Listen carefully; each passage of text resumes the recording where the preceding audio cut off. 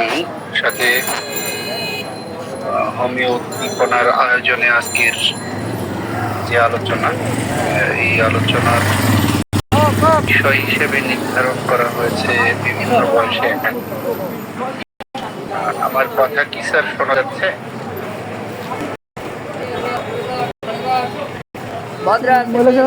Sir clear শোনা যাচ্ছে? আসলে একাকিত্বের যে বিষয়গুলো, এই বিষয়গুলো হোমিওপ্যাথির সাথে কিছু জায়গায় সম্পর্ক, কিছু জায়গায় শুধু হোমিওপ্যাথির সাথে না। যেহেতু আমরা আসলে হোমিওপ্যাথি চিকিৎসক, সেক্ষেত্রে আমরা রোগীর মনকে বোঝার চেষ্টা করি। দৈহিক জায়গা থেকে মনের জায়গাটি আসলে আমরা বোঝার চেষ্টা করি।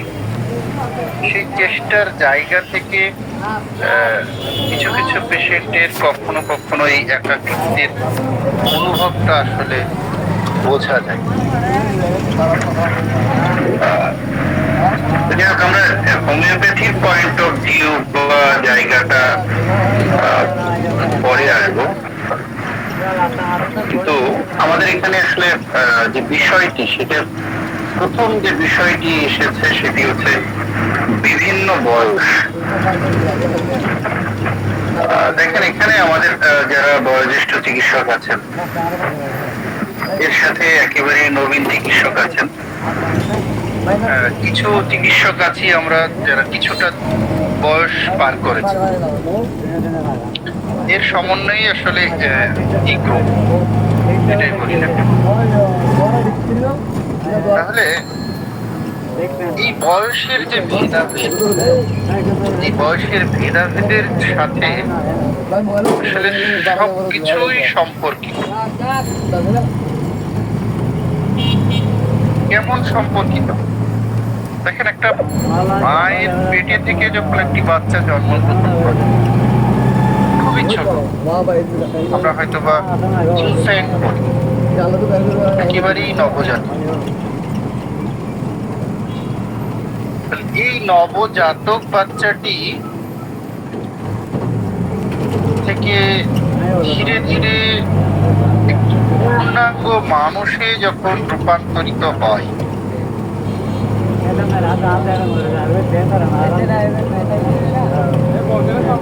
সেই পূর্ণাঙ্গ মানুষটির জায়গা থেকে আমরা অনেক কিছু চিন্তা করি। তো একেবারেই ছোট যে মানুষটি, সেই মানুষটির জায়গা থেকে আমরা অনেক কিছু আবার চিন্তা করিও।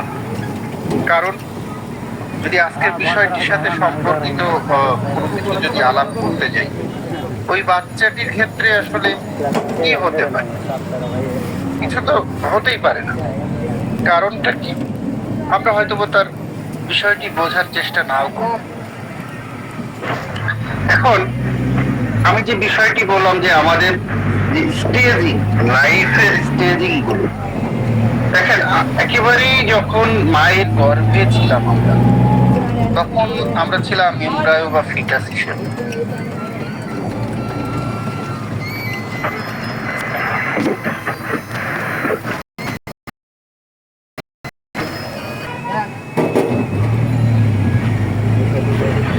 আমরা ছিলাম হচ্ছে এমব্রায়ো বা ফিটাস হিসেবে। সেখান থেকে ধীরে ধীরে কি হয়েছি,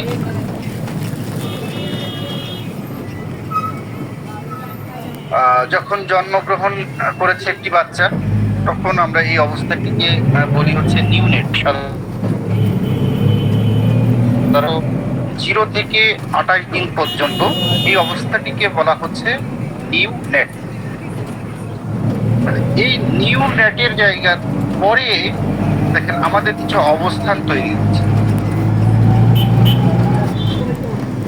কি অবস্থান তৈরি হচ্ছে?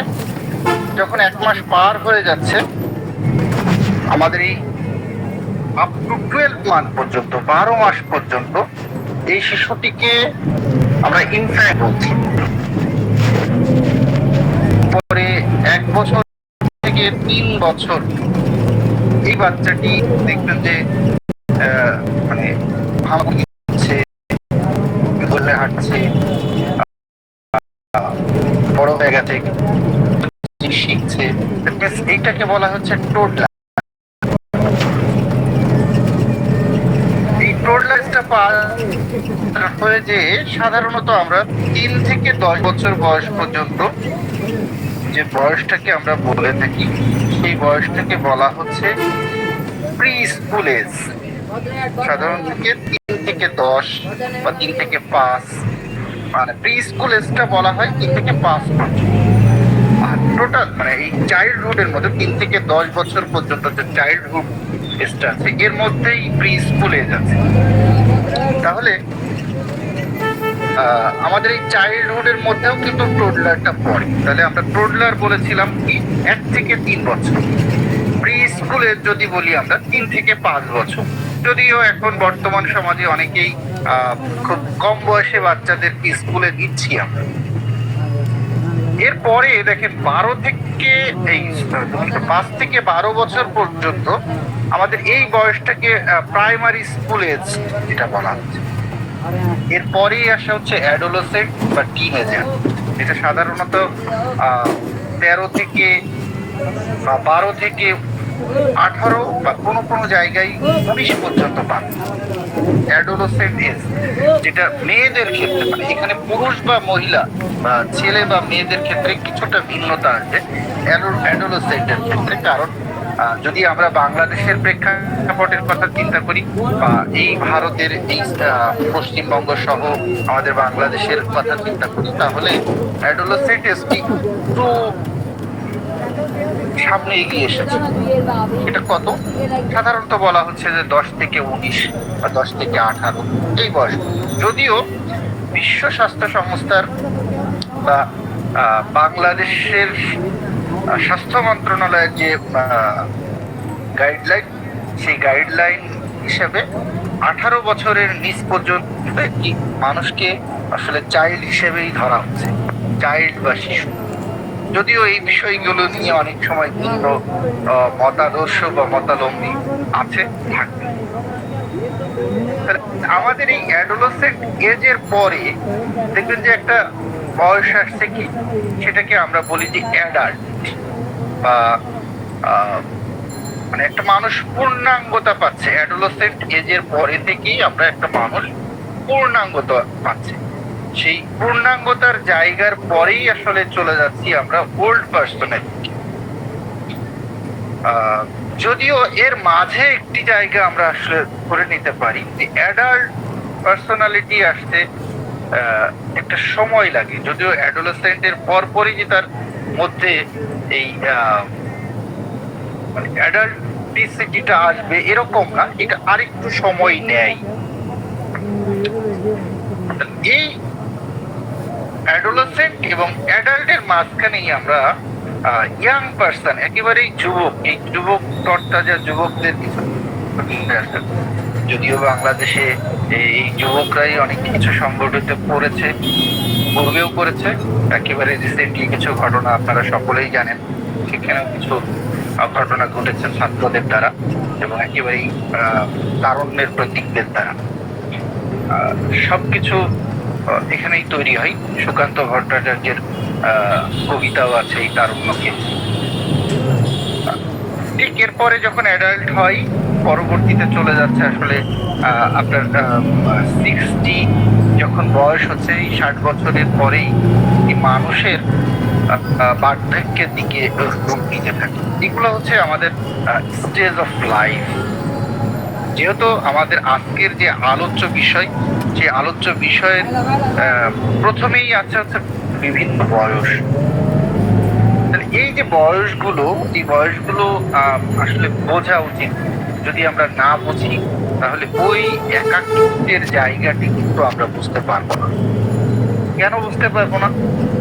কারণ কি, দেখেন একজন টোডলার যে বাচ্চাটার বয়স 1 থেকে 3, তার একাকিত্ব আর একটা অ্যাডোলেসেন্ট এজের একাকিত্ব কিন্তু এক না। বা একটা ইনফ্যান্ট, সে 1 বছর পর্যন্ত তো আমরা ইনফ্যান্ট বলছি। তাহলে ইনফ্যান্টের একাকিত্ব আর প্রি স্কুল চাইল্ডের একাকিত্ব কিন্তু এক না। প্রাইমারি স্কুল চাইল্ডের একাকিত্ব কিন্তু একটা।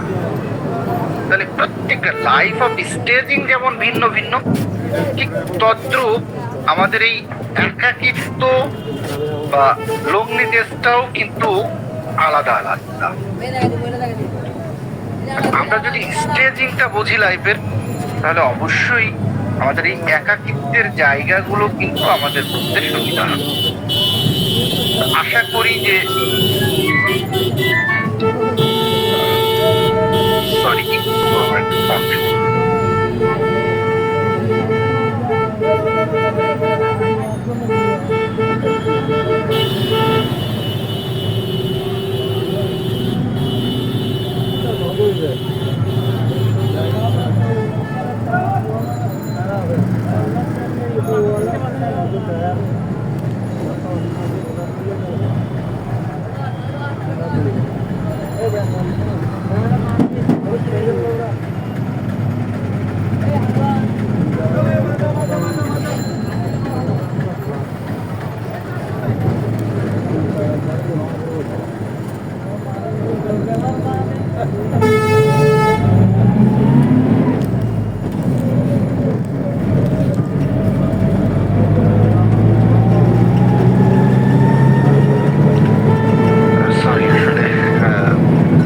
ইমার্জেন্সি পেশেন্টের ঝামেলা ছিল, তো ওনাকে ওষুধ দেওয়ার পরে আমার রেজাল্টটা জানা দরকার ছিল।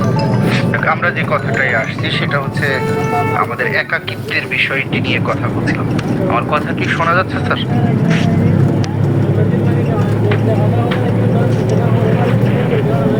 স্যার শোনা যাচ্ছে? আচ্ছা, ওকে। আশা করি আমরা এখানে যারা আছেন সবাই আমাদের যে লাইফ অফ স্টেজ সেই জায়গাটি কিন্তু আসলে আমরা আপনাদের সামনে উপস্থাপন করব। এখন আমরা আসবো আসলে একাকিত্বের যে বিষয়টি। একাকিত্বের বিষয়টি নিয়ে আসলে যেহেতু এই জায়গাটি আমাদের মনস্তাত্ত্বিক বিষয় বা আমরা যেটাকে বলি সাইকোলজিক্যাল সাবজেক্টের মধ্যে বা সাইকোলজির মধ্যে পড়ে। এখানে এক একজন সাইকোলজিস্ট এক একভাবে আসলে এই বিষয়টিকে সংজ্ঞায়িত করার চেষ্টা করছে, এবং আমরা ওই যে বিষয়ের সাথে আমাদের আজকের বিষয়ের সাথে যেরকম সম্পর্ক করেছি বিভিন্ন বয়সের একাকিত্ব। তাহলে মানে একাকিত্ব বলতে আমরা যেটাকে বুঝি যে একা থাকা, এটা একেবারেই সাধারণ ভাষায় যদি আমরা বলতে চাই, একা থাকাটাকেই আমরা কিন্তু একাকিত্ব হিসেবে ধরে এটাই বুঝবো। আসলে এই একাকিত্বটা আপনি বা আমি বুঝবো কখন, কিভাবে বুঝবো যে আসলে এই মানুষটি একাকিত্বে ভুগছে? অ্যাজ এ ফিজিশিয়ান হিসেবে বলেন বা অ্যাজ এ ম্যান হিসেবে বলেন, তাহলে একাকিত্বের জায়গাটি যদি আপনি ওই যে বললাম স্বাভাবিক ভাষায় আমরা বলতে পারি যে একা থাকা বা একা যে থাকি। একা থাকা বলতে কি, তার আশেপাশের যে মানুষগুলো, এই যে অন্য মানুষ, আদার্স পিপল, যেটা তার সারাউন্ডিংসে থাকে, সব সময় থাকে, থাকার কথা, সেই মানুষগুলো থেকে যদি আপনি আলাদা থাকেন এবং আলাদা থাকার ক্ষেত্রে আপনার ওই একাকিত্ব অনুভব বা একাকী বোধ, সেটা অনেক সময় কিন্তু অনেকে করে, অনেকে করে না। অনেক মানুষ আছে, আপনারা যেহেতু আমরা হোমিওপ্যাথি ডাক্তার, যে কোম্পানি অ্যাভারশন টু, তার মানে লোক সঙ্গ পছন্দ করেন, তাহলে কি আমরা এটাকে একাকিত্ব বলবো?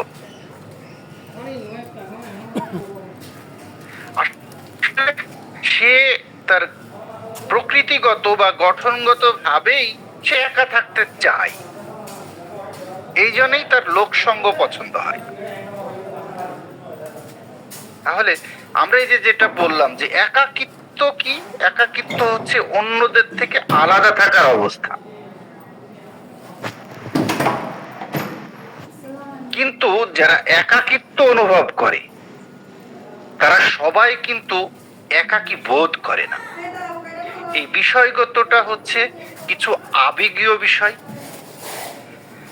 আহ সাধারণত কি হয়, আমরা মানুষগুলো অন্য মানুষ দ্বারা পরিবেষ্টিত থাকি। এটা শুধু যে এখন তা কিন্তু নয়, একেবারেই সৃষ্টির আদিম যুগ থেকে, যখন সৃষ্টি হয়েছে মানব সমাজ তখন থেকেই। কারণ সৃষ্টিকর্তা মানুষকে বা কোনো প্রাণীকে কিন্তু একা থাকার জন্য পাঠাননি। স্বয়ং সৃষ্টিকর্তা আমাদের পৃথিবীকে কখনো একাও রাখেন। পৃথিবীর প্রথম মানব সৃষ্টি আমরা আদম বা হাওয়ার কথা জানি সকলে। দেখেন, আদমকে সৃষ্টি করার পরে তাকে যখন পৃথিবীতে পাঠানো হয়, তার সঙ্গী স্বরূপ কিন্তু হাওয়াকেও পাঠানো হয়, কারণ তার ওই একাকিত্ব বা নিঃসঙ্গতা ঘোচানোর জন্য। এটা কি শুধু মানুষ সমাজে? তা কিন্তু নয়। মানুষ সমাজ ছাড়াও অন্য সমাজের ক্ষেত্রেও আপনি দেখেন, পশু পাখি সহ যারা হিংস্র পশু পাখি বা হিংস্র জানোয়ার, তাদের ক্ষেত্রেও কিন্তু আপনি এটা দেখতে পারেন। তাহলে শুধু আমরা মানুষরা নয়, কোনো প্রাণী আসলে একা থাকতে চাই না, তার জীবনটা একাকী কাটুক সেটাও চাই। কিন্তু তাহলে হোমিওপ্যাথির রেপার্টরির ভাষায় বা মেডিসিনের ভাষাতে ওই বিষয়টি কোথা থেকে আসতে পারে? আসলে আমরা তো বললাম যে প্রত্যেকটা মানুষ কিছু স্বভাবগত জিনিস নিয়েই জন্মিয়ে থাকেন। কারোর প্রচন্ড আড্ডা দিতে পছন্দ হয়, কারোর টিভি দেখতে পছন্দ হয়, কেউ তার বন্ধুদের সাথে তাস খেলতে পছন্দ করেন, কেউ হয়তো বা গাড়ি ড্রাইভ করতে পছন্দ করেন, কেউ খেলা দেখতে পছন্দ করেন, কেউ বা নিজে ঘরে বসে বসে একা উপন্যাস পড়তে পছন্দ করেন, কেউ কবিতা শুনতে পছন্দ করেন, কবিতা লিখতে পছন্দ করেন, গান লিখতে পছন্দ করেন। এখন এই যে সারাউন্ডিংস এর থেকে আলাদা থাকার যে জায়গাটি, এই জায়গাটি একজন মানুষ স্বইচ্ছায় করছে, আর আরেকজন মানুষ কিছু পরিস্থিতির কারণে বাধ্য হচ্ছে। একটা হচ্ছে স্বেচ্ছায় করা, আরেকটি হচ্ছে কোনো পরিস্থিতির কারণে বাধ্য হওয়া। তাহলে এই যে কোনো পরিস্থিতির কারণে যদি কেউ বাধ্য হয়, সেটি হচ্ছে একাকিত্ব বা নিঃসঙ্গতা। যদিও কেউ স্বেচ্ছায় করে, সেটাও একাকিত্বে আসে, বাট এই একাকিত্বের জায়গাটির পিছনের যে পজিটিভ ফ্যাক্টরটি, একটি হচ্ছে তার প্রকৃতিগত বা স্বভাবগত ভাবে, আর আরেকটি হচ্ছে পরিবেশ বা পরিস্থিতির দ্বারা বাধ্য হবে। এই যে জীবন নামক অজানা বা রহস্যময় সমুদ্র, এই রহস্যময় সমুদ্র যদি কেউ পার করতে যায়, আমাদের জীবনে কখনো না কখনো ওই যে লাইফের স্টেজগুলো আমরা বললাম, সেই লাইফের স্টেজগুলোতে একাকিত্ব আসে।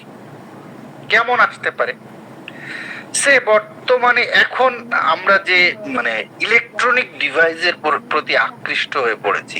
এখন একজন ইনফ্যান্ট, ছোট বাচ্চাটি, সাধারণত আমাদের বর্তমান সমাজে যেটি হয়েছে, আমরা কিন্তু আর সেই একত্রে বসবাস করি না। এখন সবাই এক কেন্দ্রিক পরিবার হয়ে গেছে, যৌথ পরিবার খুবই কম আছে। তাহলে এক কেন্দ্রিক যে পরিবার বা একক পরিবারের ক্ষেত্রে কে থাকছে? মা, বাবা আর হয়তো বা ভাই বোন, এটুকুই।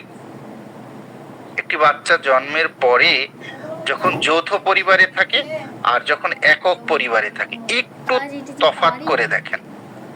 যখন যৌথ পরিবারে থাকে তাহলে সেখানে কে থাকছে? দাদা দাদি, নানা নানি, চাচা ফুপু, খালা মামা, এই যে পরিবেশ, যে সেটা ম্যাটারনাল সাইডে হোক আর প্যাটার্নাল সাইডে হোক, যে সাইডেই হোক, আপনি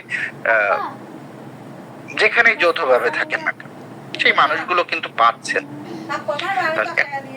একটা মা, বাবা তো চলে যায় কর্মক্ষেত্রে, মা বাড়িতে তার বাচ্চাকে দেখছে।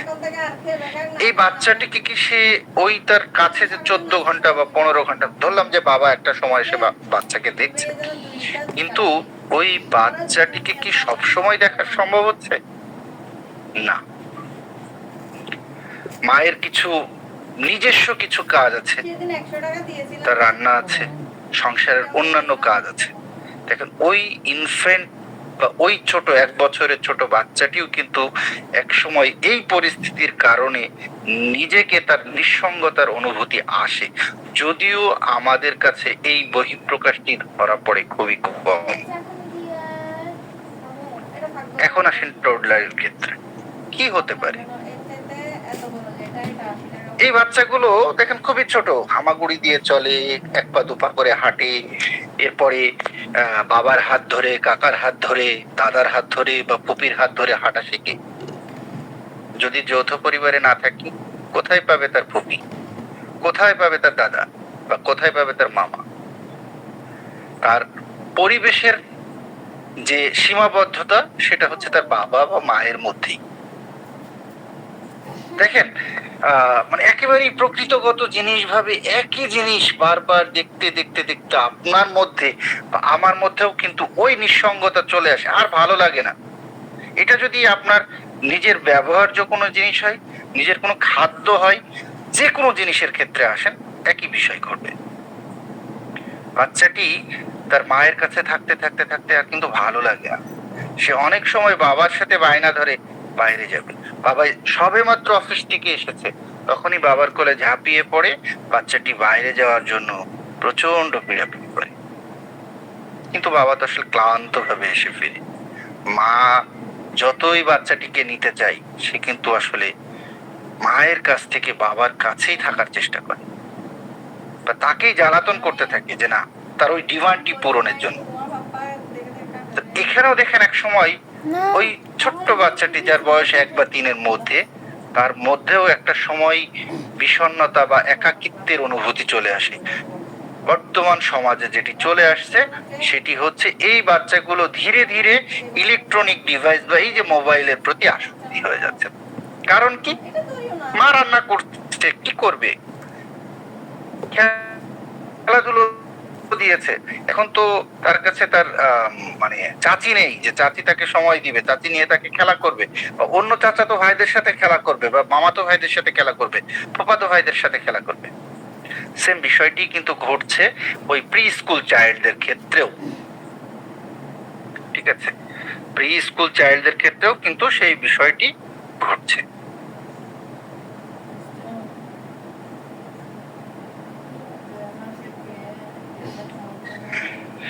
হ্যাঁ, এরপরে কি হচ্ছে,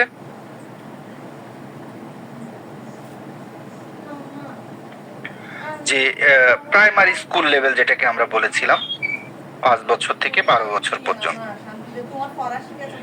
তাহলে এই যে যে বয়সটা আমরা বললাম যে টোডলারের ক্ষেত্রে, ঠিক প্রি স্কুল চাইল্ডদের ক্ষেত্রেও দেখেন এই বাচ্চাগুলো ঘর থেকে বাইরেমুখী হওয়ার সম্ভাবনাটা খুব বেশি থাকে। আপনি নিজের লাইফের সাথে চিন্তা করে দেখেন, আমরা কি করেছি এই 3 থেকে 5 বছরে। বাইরে যে মানে পাড়ার বা মহল্লার অন্য ছেলেদের সাথে খেলা করেছি, সেটাকে ছোট ছোট যে গুলি খেলা বলা হয়, বা বিভিন্ন লুকাচুরি খেলা বা সামাও। কিন্তু এখন কি হচ্ছে, আমরা এই আধুনিকতার তকমা টেনে কি করছি, আমার বাচ্চাকে কিন্তু মিশতে দিচ্ছি না। কি হবে, বাচ্চা খারাপ হয়ে যাবে। কি করো বাবু, বাসায় থাক, তোমাকে বাইরে মিশতে হবে না। আমরা ছোটবেলায় খেলা করেছি, ফুটবল বলেন বা যাই হোক ছোটখাটো যে খেলাগুলো করেছি, সেইটা কিন্তু আর এখনকার ওইসব, কারণ কি স্কুল মানে খেলার মাঠগুলো সংকুচিত হয়ে গেছে, আমাদের সামাজিক পরিবেশের সীমাবদ্ধতা চলে এসেছে। ওই যে আমাদের সাথে তো অন্য পরিবেশের নেই, আমি তো আমার চাচার ফ্যামিলির সাথে থাকি না, তখন কি হয়, আমি তো বাড়িতে একা। তার মধ্যে ওই একাকিত্ব অনুভূতিটা চলে আসে, সে হয়তোবা ধীরে ধীরে বিষণ্ণতার দিকে চলে যেতেও পারে একটি বাচ্চা। সে পরিণতিতে কি হচ্ছে, হয়তোবা ইলেকট্রনিক ডিভাইসের কথা বলছি, এখন তো আসলে ইলেকট্রনিক ডিভাইস বলতে আসলে টিভি কেও বোঝানো হয়, বাট টিভি এখন আর খুব কম বাচ্চাই দেখে, কারণ নেটওয়ার্কিং এর যুগে, অনলাইনের যুগে এখন এই আমাদের অ্যান্ড্রয়েড ফোন হয়ে গেছে এই বাচ্চাদের জন্য একটি প্রধান হাতিয়ার। কেমন, সে বসে বসে এই ইলেকট্রনিক ডিভাইসের প্রতি আকৃষ্ট হয়ে যাচ্ছে এবং এটা দিয়েই সে দেখছে। প্রত্যেকটা জিনিসের ভালো এবং মন্দ দুটো দিকই আছে। আপনি হয়তো বলবেন যে ইলেকট্রনিক এই ডিভাইসটি দেখে কি ভালো হচ্ছে না? অনেক বাচ্চা তার ক্রিয়েটিভিটি দেখাচ্ছে, অনেক বাচ্চা, এই ছোট ছোট বাচ্চারা বিশেষ করে অ্যাডোলেসেন্ট এজের প্রাইমারি স্কুল চাইল্ড গুলো অনেকে অ্যাপস তৈরি করছে। কিন্তু এই সংখ্যাটি আসলে কতটুকু, এই ক্রিয়েটিভিটিটা কতটুকু? বাচ্চার বাবা থাকছে চাকরিতে, মা থাকছে সংসারের কাজে, তাকে সময় দেওয়ার মতো কেউ।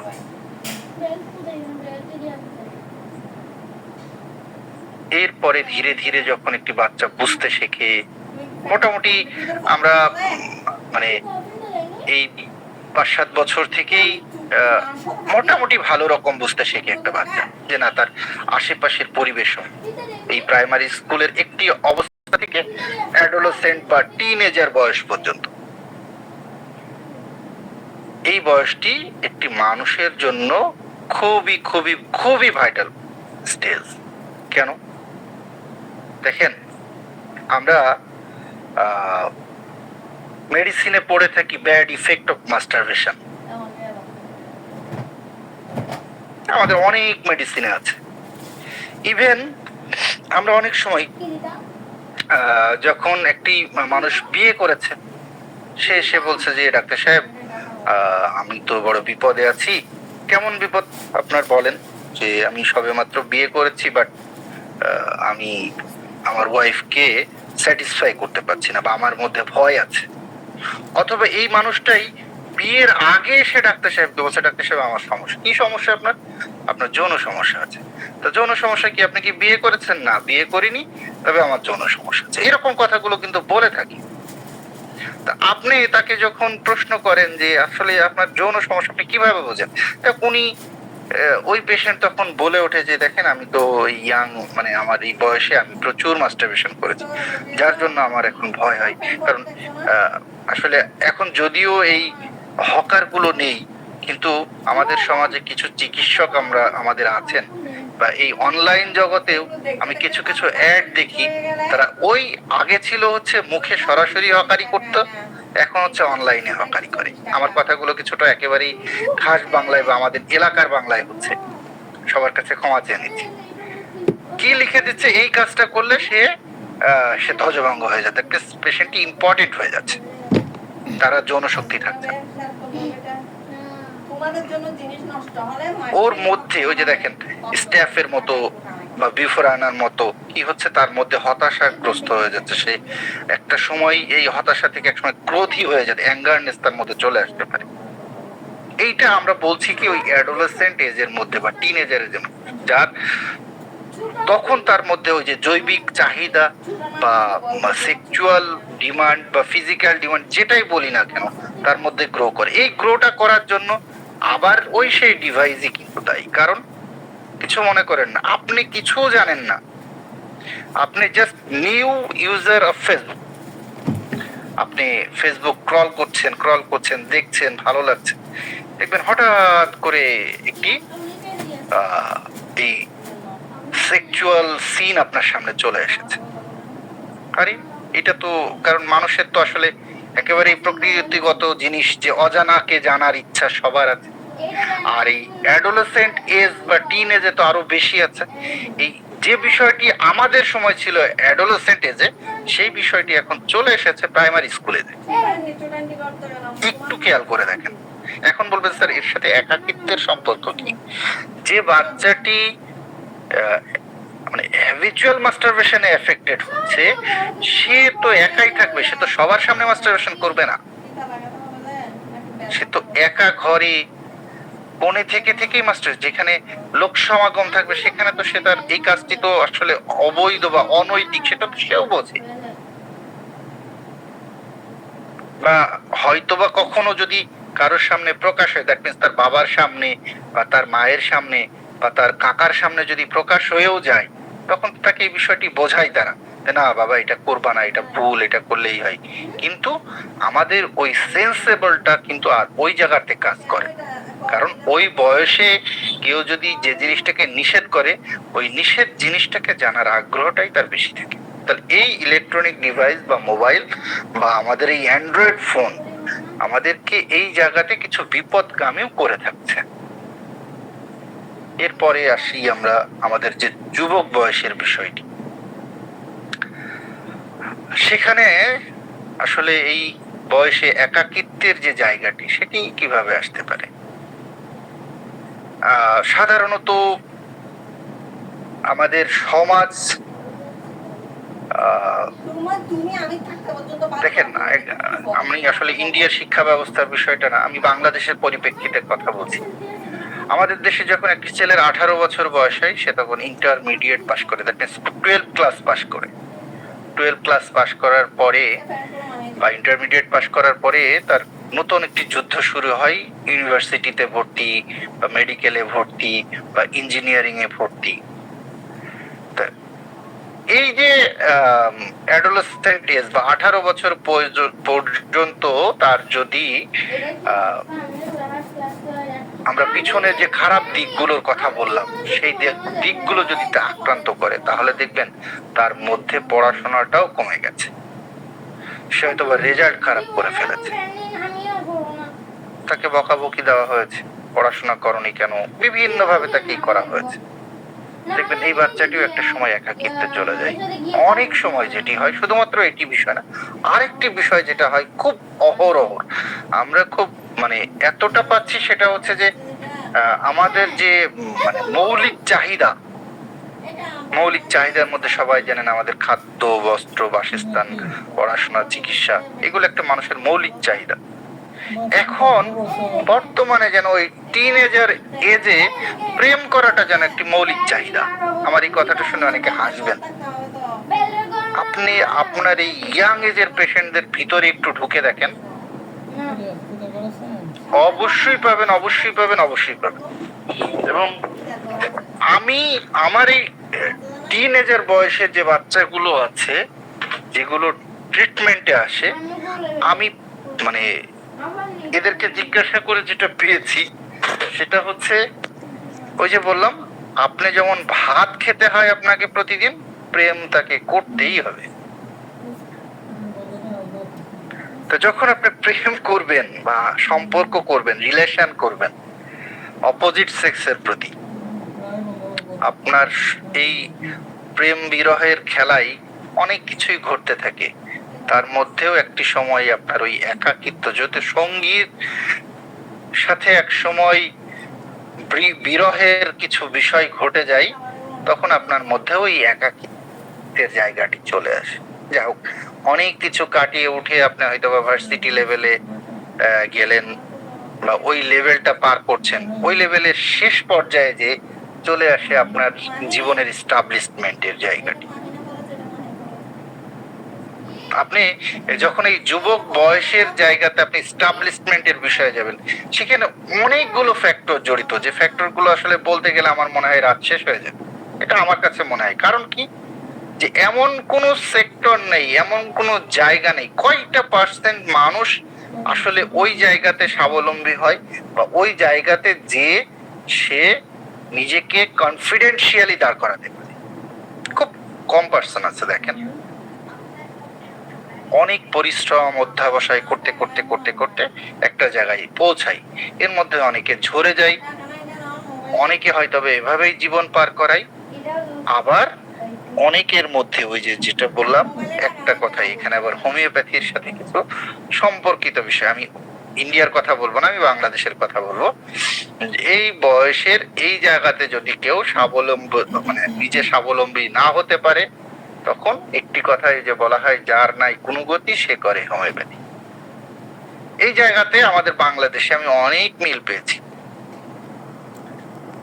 আমাদের বাংলাদেশের হোমিওপ্যাথি সমাজে, এখানে শ্রদ্ধেয় স্যাররা আছেন, বাংলাদেশের অনেকেই আছেন, হয়তো আমার কথার সাথে দ্বিমত পোষণ করবেন, কিন্তু স্যাররা একটু ভেবে দেখেন, আপনি অনার্স মাস্টার্স পাস করলেন, পাস করে আবার হোমিওপ্যাথি ডিপ্লোমাতে ভর্তি হলেন, কেন স্যার? কেন? তার মানে কি, ওই আপনি যে অনার্স করলেন ইংরেজিতে, আপনি যে বাংলাতে অনার্স করলেন, আপনি সে যে কোনো একটা সাবজেক্টে পড়াশোনা করলে ওই জায়গায় আপনি স্টাবলিশড হতে পারেননি, আপনার মধ্যে হতাশা ছিল, সেই হতাশার জায়গা থেকে আপনি একসময় নিঃসঙ্গ হয়ে গেছেন, একাকিত্ব বোধ করছেন। কেউ হয়তো আপনাকে এই হোমিওপ্যাথি পড়ার জায়গাটি তৈরি করে দিয়েছে, আপনার প্র্যাকটিসের একটি জায়গা শুরু করে দিয়েছে, আপনার এই নিঃসঙ্গতা কেটে গেছে, একাকিত্ব কেটে, এই জায়গায় হোমিওপ্যাথি আবার অনেককে হেল্প করছে। আমি অনেক চিকিৎসকের কাছে শুনেছি জীবনে একটা সময় অর্থনৈতিক এত কষ্ট, মাস্টার ডিগ্রি পাস, কিন্তু চাকরি নেই, বা বেসরকারি চাকরি করেছে, চাকরি চলে গেছে, যে কোনো একটা সোর্সে সে হোমিওপ্যাথি শুরু করেছে, আলহামদুলিল্লাহ সে এখন এস্টাবলিশড, তার কাছে আর ওই টাকার কষ্টটি নেই।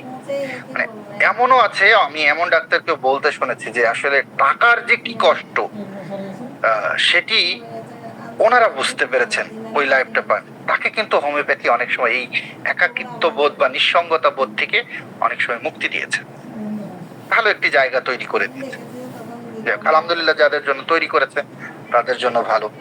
আবার কিছু মানুষকে ওই যে বললাম যে যেহেতু আমাদের হোমিওপ্যাথি সেক্টরে জবের জায়গাটি খুবই কম, সেটা গ্রাজুয়েশন লেভেলেই বলেন আর ডিপ্লোমাতে তো জব নেই, কারণ ডিপ্লোমাতে খুব কম পার্সন আসেন যারা মানে একেবারেই রেগুলার স্টুডেন্ট, খুবই কম।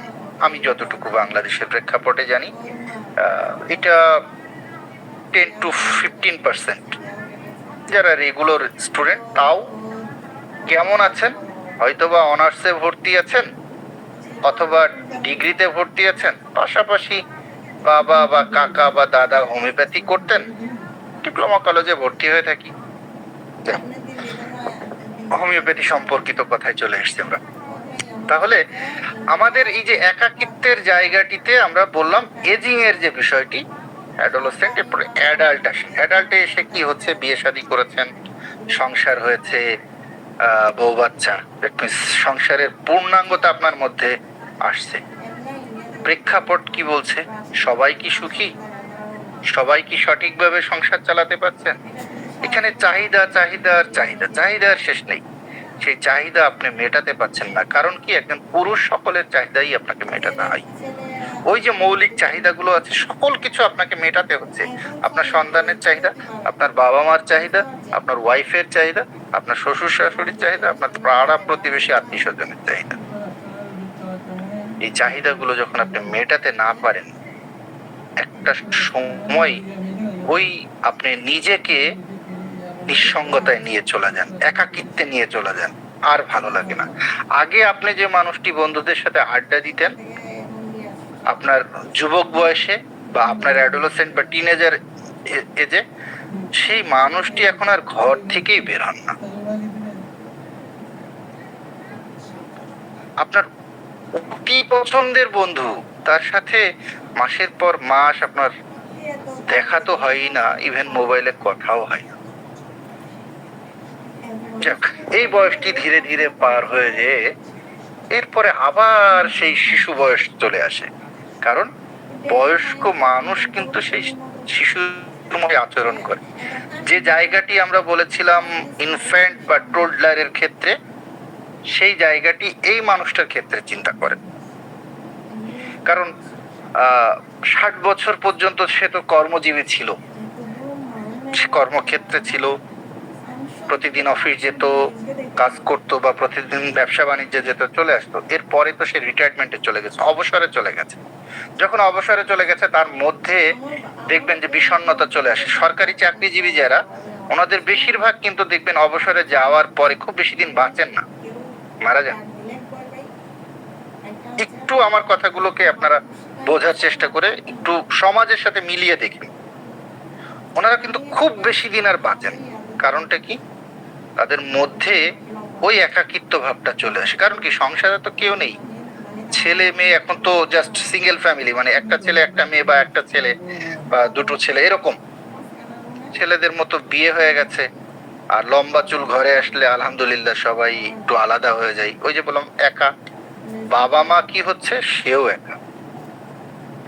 এখন তো সেই নচিকেতার গানের মতো, মানে বৃদ্ধাশ্রম যে গান, সেটির মতোই সেও কিন্তু অপেক্ষা করতে থাকে তার ছেলের জন্য। কবে তার বয়সটি তার মানে ছেলের বয়সটি তার বাবার বয়সের কাছে আসে, তার জন্য একটি ঘরও সাজিয়ে রাখি সেখানে।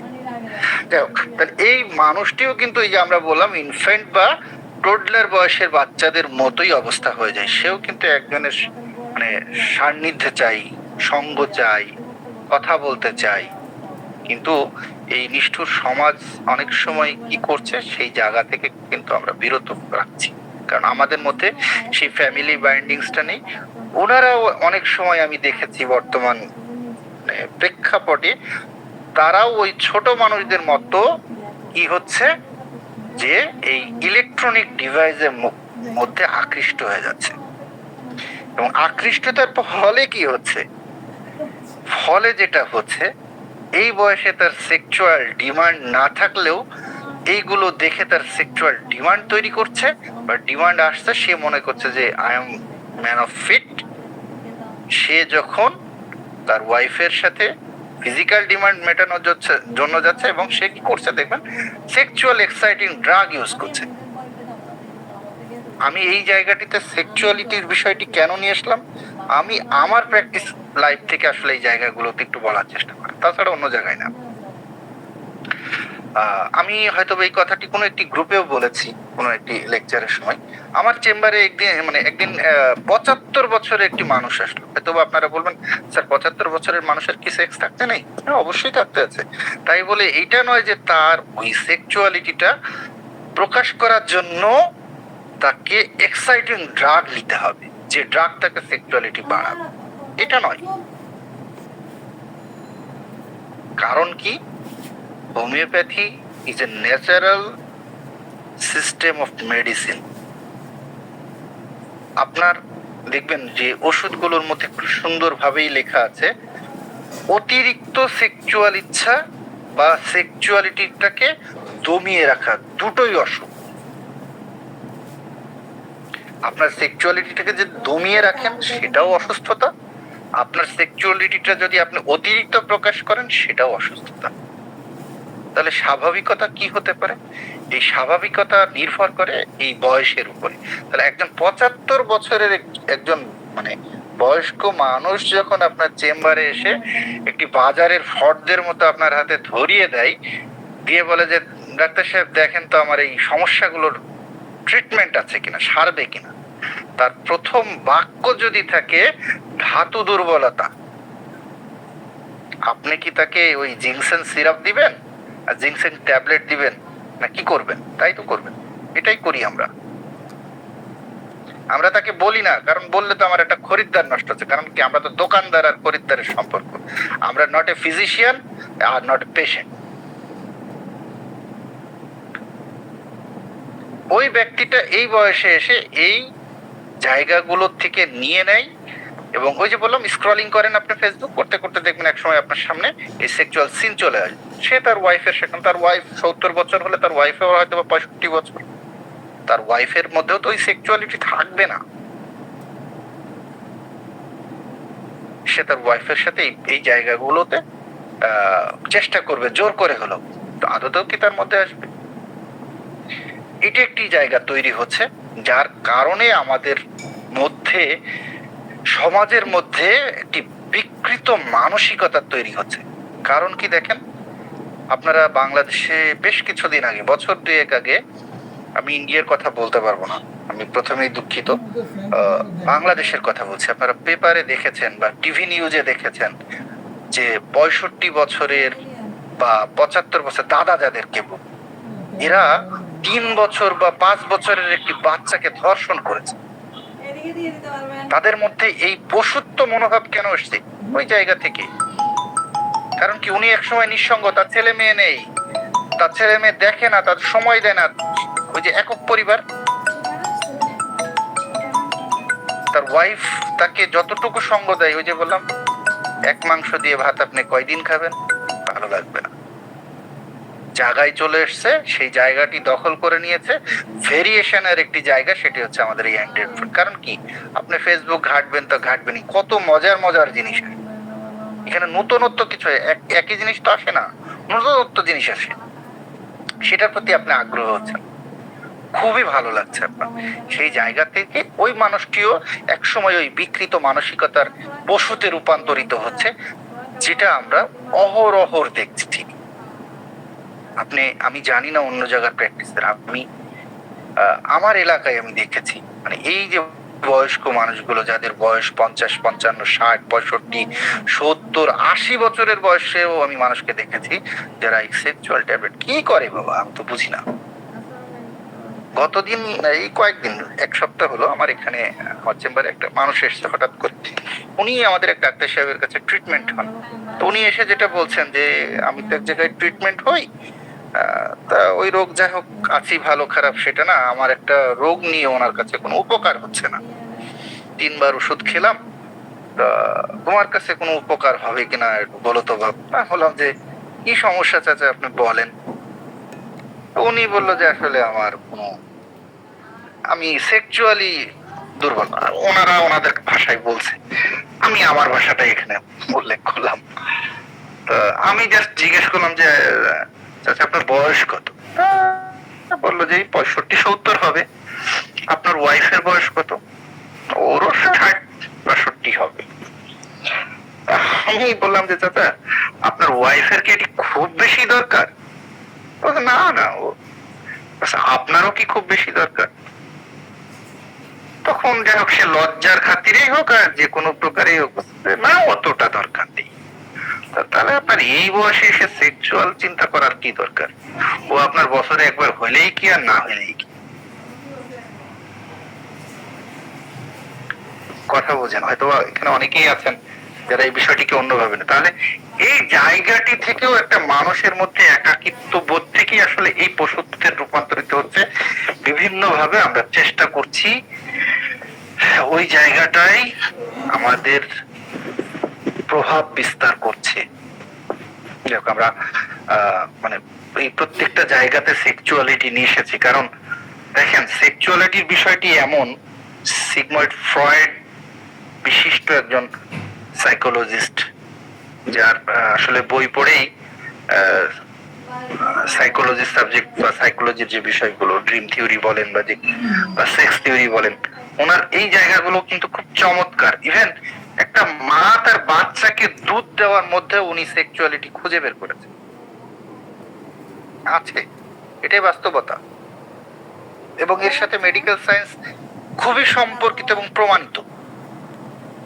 এখন আমাদের যে বিষয়ের সেটা হচ্ছে একাকিত্বের বিষয়। এই যে বিভিন্ন বয়সে দেখেন একাকিত্বের জায়গাটি যখন আসছে তখন কি হচ্ছে,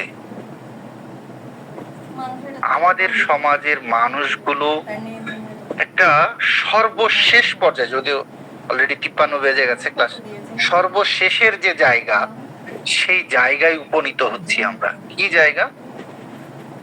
আত্মহত্যার মতো জায়গায়, নিজের জীবনকে শেষ করে দেওয়ার মতো জায়গায় আমরা উপনীত হচ্ছি। বিশেষ করে অ্যাডোলেসেন্ট বা টিনেজার বয়স এবং অ্যাডাল্ট বয়স, সরি ইয়াং অ্যাডাল্ট বয়স, ইয়াং একেবারে ইয়াং অ্যাডাল্ট যারা যুবক, এদের মধ্যে অ্যাডাল্ট বয়সের মধ্যেও এই প্রবণতাটা কিছু আছে। এই জায়গাগুলো থেকে আসলে আমাদের মধ্যে কি তৈরি হতে পারে?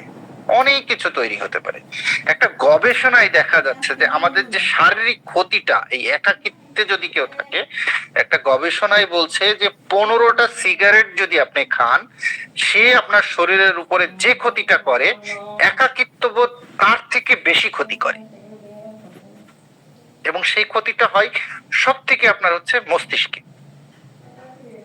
এবং বাংলাতে একটি প্রবাদ দেখবেন, চিন্তার চেয়ে চিতার আগুন অনেক ভালো।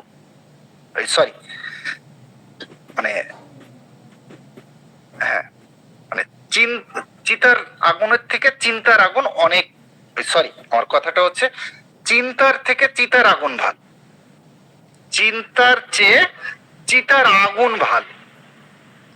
তার মানে আপনি যখন একাকিত্বে থাকেন, আপনার মধ্যে নেতিবাচক চিন্তাগুলো ভিড় করে, আপনার মানসিক স্বাস্থ্যের ক্ষতি হয়। ইভেন সেই মানসিক স্বাস্থ্য থেকে আপনার শরীরের মধ্যে অনেক রোগের বাসা বাঁধে। সেই বাসা বাঁধা থেকে একটা সময় আপনি নিজেকে আত্মহত্যার দিকেও নিয়ে যান।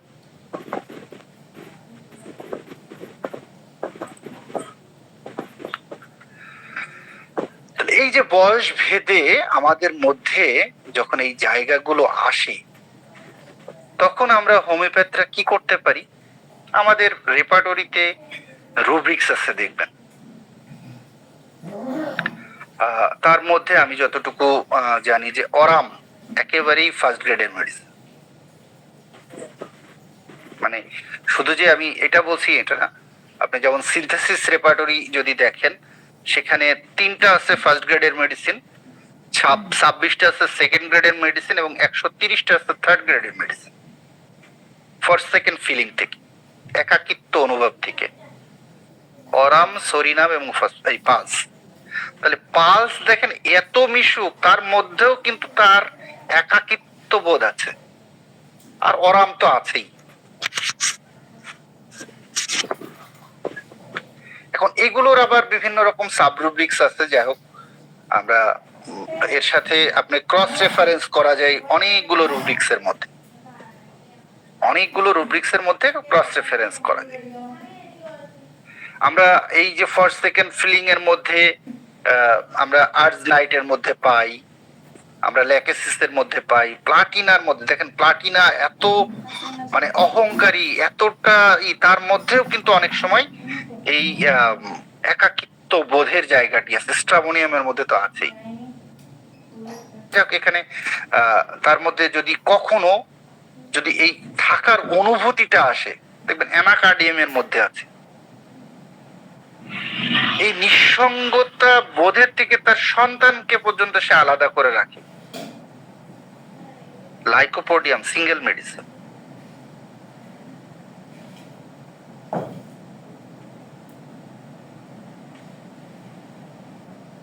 আর আত্মীয় স্বজনকে আলাদা করার মতো এটাও সিঙ্গেল মেডিসিন আছে, মেবি থার্ড গ্রেডের সিকেলি কর, মেবি, আমি আসলে আমার যতটুকু মনে আছে এই জায়গাটি বলছি। তাহলে দেখেন, হোমিওপ্যাথিতে এই জায়গাগুলো কিন্তু তৈরি করে দেয়। এখন এখান থেকে আপনি কিভাবে আসলে বের হয়ে আসবেন এই একাকিত্বের জায়গাটিতে? এখন ছোট যারা আছে, এই ছোট বয়সের বাচ্চা, যে অ্যাডোলেসেন্ট বা সরি টোডলার বা প্রি স্কুল, তাদেরকে অবশ্যই মানে সঙ্গ দিতে হবে। এটাই হচ্ছে বাস্তবতা। ফ্যামিলি বন্ডিং তৈরি করতে হবে, আদারওয়াইজ তাদেরকে এটা থেকে মুক্ত করা সম্ভব নয়। ডিভাইসকে বাদ দিতে হবে, বাবা হিসেবে সময় দেন, মা হিসেবে সময় দেন, একত্রে থাকার চেষ্টা করেন। আপনার ফ্যামিলিতে আপনার বাবা মাকে নিয়ে এসে রাখেন এবং তাদেরকে তাদের যোগ্যতা বা তাদের মর্যাদা দেন। আপনার বাচ্চাকে তাদের সাথে খেলতে দেন। অনেক আমরা দেখি, যদিও মানে টিভি নাটক বা সিনেমাতে দেখা যায়, কিন্তু এটা বাস্তবেও আছে। মা তার দাদার সাথে মিশতে দেয় না, মা তার দাদির সাথে মিশতে দেয় না, এগুলো বাস্তবতা। তাহলে এই জায়গা থেকে সরিয়ে নিয়ে আসেন, নিজেদেরকে বোঝানোর চেষ্টা করেন। আপনার মানে আপনার বাবা মা যতই মূর্খ হোক না কেন, কিন্তু সে তার নাতি বা নাতনিকে তো আসলে অন্য কিছু শেখাবে না, তাকে তারা আদরই করবে, ভালোই বাসবে। এটাই কিন্তু প্রকৃতির নিয়ম। খুব কম জায়গা আছে, আমি বলবো না যে কেউ আসলে অপছন্দ করে, এটা বলবো না, আছে, কিন্তু সেটা খুবই কম, হয়তোবা রেয়ার। এখন আমরা একেবারেই যারা টিনেজার, এরপরে ইয়াং অ্যাডাল্ট বা অ্যাডাল্ট, এই মানুষদের ক্ষেত্রে অবশ্যই কিছু জিনিস, মানে যেটাকে আমরা বলি মেডিটেশন বলেন, বা সামাজিক কিছু উন্নয়নমূলক কর্মকাণ্ডে নিজেকে ব্যস্ত রাখা বলেন, জীবনের ইতিবাচক চিন্তাগুলোকে সামনে নিয়ে আসা বলেন, অন্য কারোর সাথে মানে দ্যাট মিনস কনভারসেশন বলি, কথা বলা, হ্যাঁ হ্যালো, এটা আপনার অপরিচিতর মধ্যে থেকেও হতে পারে বা আপনার পরিচিতর মধ্যেও হতে পারে। আপনার বন্ধু বান্ধব বা পরিবারের সাথে আপনার ভালো লাগার অনুভূতি গুলোকে শেয়ার করতে চেষ্টা করেন। আর আমরা তো যে বললাম, সামাজিক কাজে নিজেকে বিলিয়ে দেন। দেখবেন যে আপনার মধ্যে থেকে এই জিনিসগুলো আস্তে আস্তে আস্তে আস্তে সরে যাবে, একাকিত্ব বোধটা আপনার মধ্যে সরে যাবে। আপনার মধ্যে ওই যে মানে নিজের কাছে যে প্রত্যাখ্যান হওয়ার ভয়, সেই জায়গাটি থেকে বের হয়ে আসেন, তাহলে দেখবেন। এবং এইটার পিছনে সব থেকে ভালো কাজ করে হচ্ছে ডিপ ব্রিথিং এক্সারসাইজ। এই ডিপ ব্রিথিং এক্সারসাইজটি যদি আপনি করতে পারেন, দেখবেন যে আপনার অনেক কিছু, শুধুমাত্র একাকিত্ব জায়গাটি বলবো না, অনেক জায়গাটি থেকেই আপনি মুক্তি পাবেন। আপনার কাছে যখন একাকিত্ব লাগে আপনি তখন বই পড়েন, আপনার কাছে যখন একাকিত্ব লাগে আপনি বের হয়ে যান, আপনি বের হয়ে কোনো সমাজে একটু মেশার চেষ্টা করেন, দেখবেন আপনি আস্তে আস্তে, হয়তোবা খুব দ্রুত না, কিন্তু আস্তে আস্তে এই জায়গাটি থেকে বের হয়ে আসতে পারবেন বলে মনে করি। আর এই জায়গাগুলো থেকে আমরা যদি বলি যে না, হোমিওপ্যাথি ঔষধ আমাদের কি উপকার করতে পারে, আমি আপনাদেরকে বলবো যে কেন্ট রেপার্টরিতেও আছে, সিনথেসিসে আছে, মারফিতে আছে, কমপ্লিটে আছে। এই ফার্স্ট সেকেন্ড ফিলিং এর রুব্রিক্স এর আন্ডারে অনেকগুলো সাব রুব্রিক্স আছে, সেইগুলো আমরা দেখলে আশা করি যে আমাদের যে পেশেন্ট গুলো আসে সেই পেশেন্ট গুলো থেকে কিন্তু আমরা, দেখেন এখানে আমি যতটুকু সিনথেসিস 9.0 একটা রুব্রিক্স আছে, মেবি ওল্ড পিপল ইন, মানে এই একাকিত্ব ফিলিংটা বয়স্কদের ক্ষেত্রে, অরাম সরিনাম দুটো মেডিসিন, ঠিক আছে। তাহলে এই জায়গাগুলো আসলে আমাদেরকে রেপার্টরি অনেক সহায়তা করে, সেখান থেকে আমরা মেডিসিনের সাথে আরো অন্যান্য লক্ষণ মিলিয়ে আমরা এই রোগীগুলোকে এই ট্রমা থেকে বা এই ট্রমাটাইজ স্টেজ থেকে তুলে নিয়ে আসতে পারবো বলে আশা করি। ধন্যবাদ সকলকে, ধন্যবাদ হোমিও উদ্দীপনা বোর্ডকে।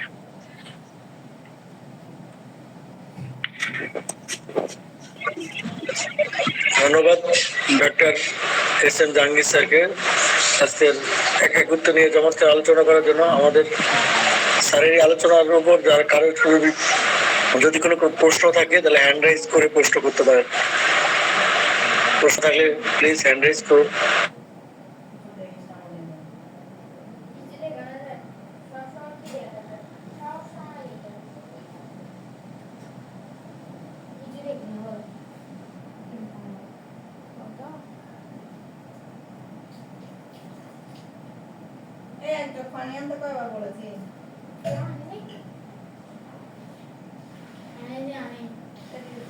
মনে হচ্ছে কারো কোনো প্রশ্ন নেই আজকের আলোচনার উপর। আমি, আমাদের মাঝে রয়েছেন শ্রদ্ধেয় ডাক্তার স্বপন বুড়ে স্যার। স্যার কি আমার কথা শুনতে পাচ্ছেন? ডাক্তার স্বপন বুড়ে স্যার।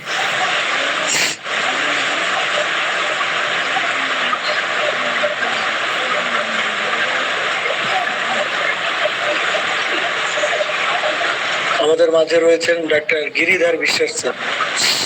ডাক্তার গিরিধার বিশ্বাস। হ্যাঁ, ধন্যবাদ মনির। আজকে আলোচনার উপর কিছু বলুন স্যার। মনিরকে ধন্যবাদ।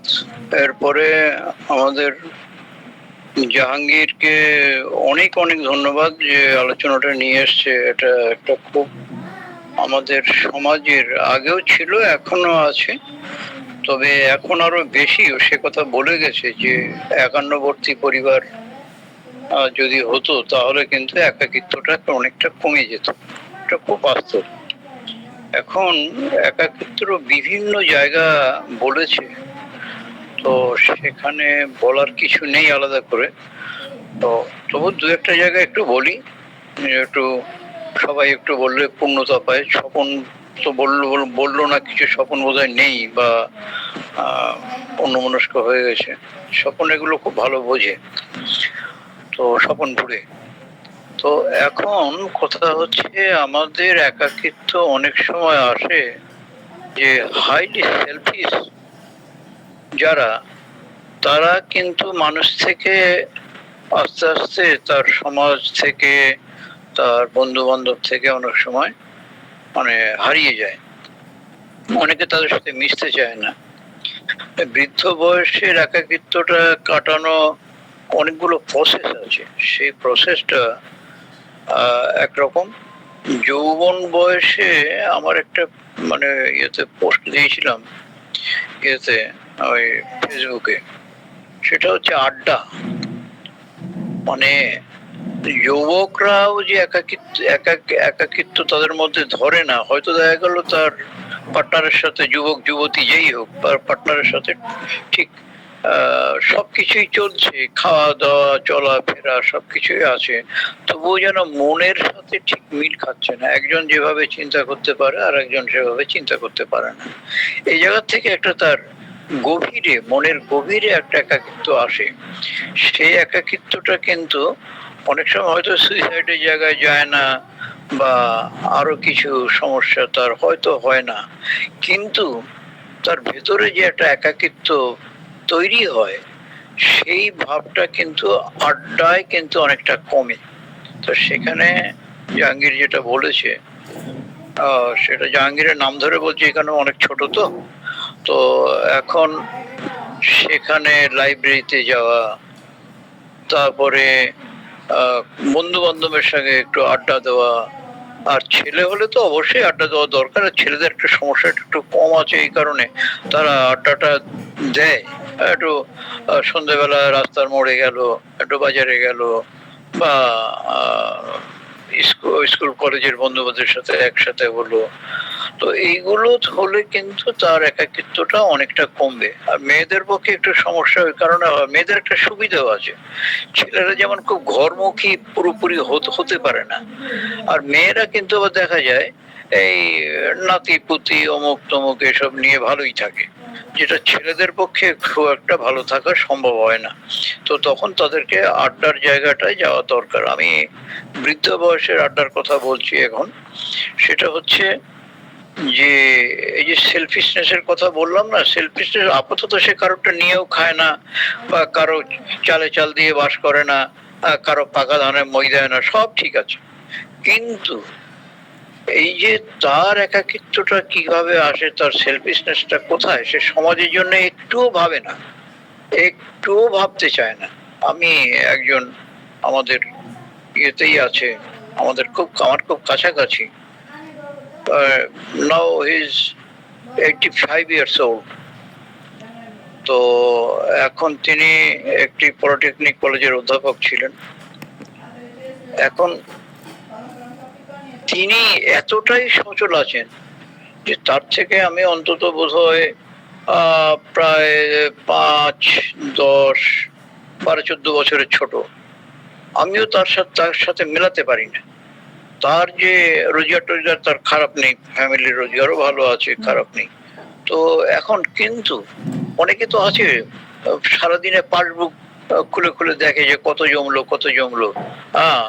কিন্তু তিনি একটু ওই সমাজ সেবামূলক কাজের মধ্যে তিনি থাকেন, তিনি নিজে সেখানে অর্থ ব্যয় করেন, এখনো তিনি যথেষ্ট চলনশীল আছেন।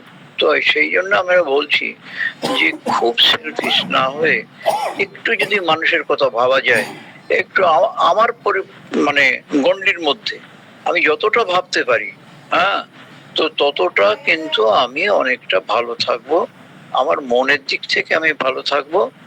আর হচ্ছে পার্থদা আছে, যদি পার্থদা কিছু বলে, মাইজমেটিক ব্যাকগ্রাউন্ড, যে অরাম মেটালিকামের কথা বারবার আসছিল, অরাম মেটালিকাম সিফিলিটিক মায়াজাম, এবং সিফিলিটিক মায়াজামের পেশেন্টরা কিন্তু একটু একা হয়ে পড়ে একটা সময়, কারণ সে এতই মানে খচা মেজাজ যে সে তার সাথে চলা যায় না।